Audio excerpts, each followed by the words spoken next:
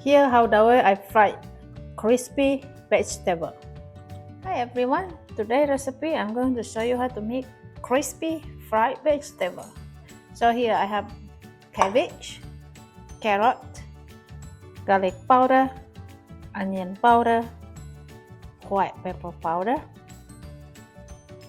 and salt. 1 cup all-purpose flour, half cup rice flour. So just mix them well like that, so that can be a crispy. So now I'm going to add water, little by little.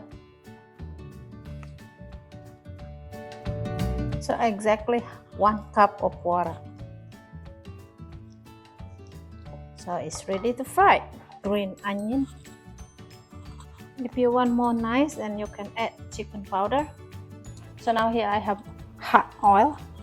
So you fry until golden brown, until crispy. If your kids don't like to eat veggie, this is the trick for your kids. He will love it. Look at this, how crispy this is.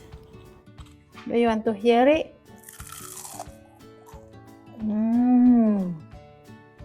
This is super crispy and delicious.